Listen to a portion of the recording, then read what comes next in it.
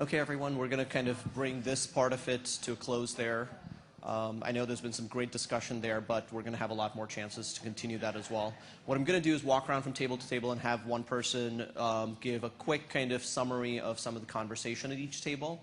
We're not going to do a Q&A type of session right now. We have time as we do at the end of each breakout and at the end of the whole session as well. We'll kind of bring a lot of the ideas back together. So this is more of just sharing some of the ideas at your table to put it out there in an open forum, and then we'll bring it back together. So we'll start here. Who's going to volunteer to summarize? So I actually hijacked the whole conversation because I'm having a situation right now with a resident which just makes me realize how vulnerable people, especially of underrepresented minorities, are.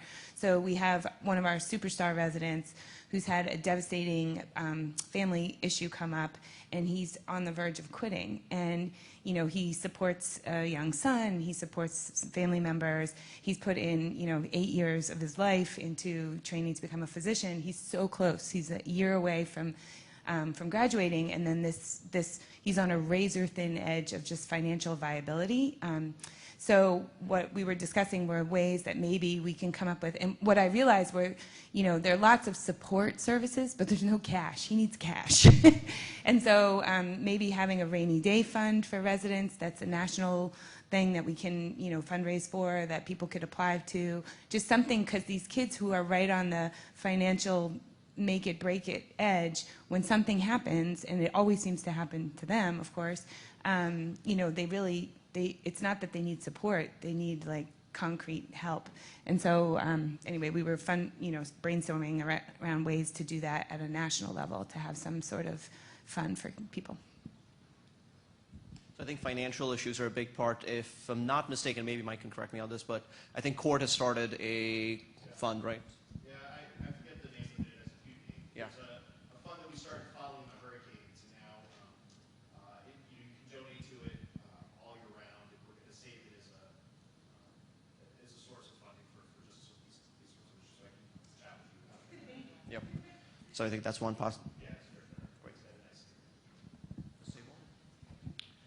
Okay, so we actually, as a group, focused on a lot on recruitment, which does affect retention.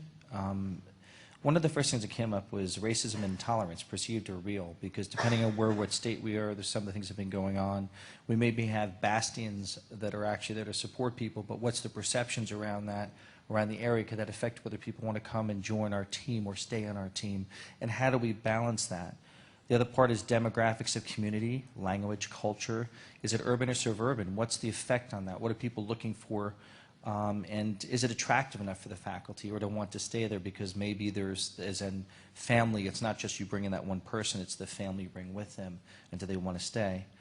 It's also the perception of the applicants and the recruits about the facility and the location. Sometimes there can be a misunderstanding that's a representation, whether it's media or whether it's put on, for an example, Students Doctors Network as an example, or something that is one perception that's unifocal versus a more well-rounded understanding and appreciation of what someplace has to offer. Also opportunities, how to make us more able to provide opportunities for people and what they perceive as what they want to accomplish, and we may not have as control as we'd like in that, but then how do we get as much control as we can to facilitate that? And one of the lines is lack of diversity to attract diversity. Meaning is the thing is if we have people in our faculty, in our group, at our residents, they look at that online, just as one of the slides was shown earlier, to see, well, who is there? Who wants to come here? Well, how can we attract people depending on who we already have and make it as inviting as possible?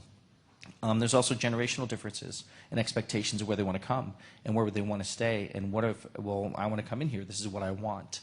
Can we offer that? And how do we bridge that gap? And one of the comments made is about vision and shared vision.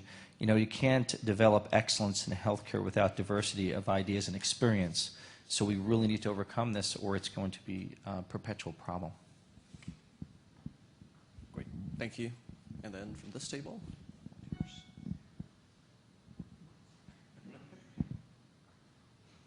Everyone's closest person. Yeah. We've had a very similar discussion here, but we went through a list of topics that we think are barriers, and oh, great, a list. But one of the big ones I walked away with is, more mentors, are needed. We talked about it being a tribe that people are selecting, so we want to put our, the best foot forward. But we also mentioned this idea of a black tax that we often will send, like our medical students and new faculty, to the women and the African Americans in the department who can then help mentor them. But that takes a toll on them as well.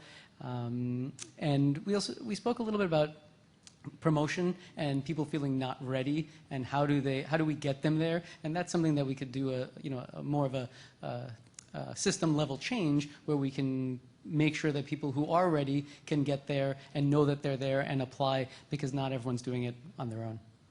Other thoughts? Okay. And then moving on to this table. Okay. So we discussed a few things. One was recruiting from the top, so to speak, where if you have some, in our department we have a female chair. We have at Yale, Gail D'Onofrio's been there. She's been actively recruiting, not just in the department itself, but extending across to the university and trying to change some of the patriarchal kind of status role in an old Ivy League school.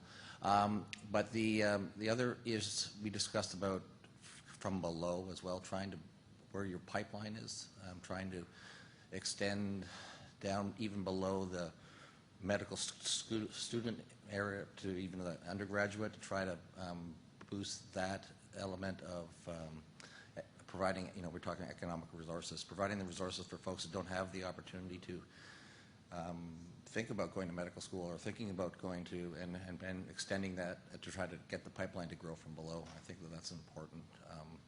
And I just was mentioning to our group that if anybody had watched a 60 Minutes 2 weeks ago, there was a feature called "Why Does Bill and Melinda Gates Educate 20,000 Students?" And the whole feature was how they extended all this pipeline down to a couple of schools in the South, of trying to increase the number of African American students to go into the medical profession. And there were some fairly startling statistics that they talked about, is that the number of male African American students that are actually going into medical school is declining.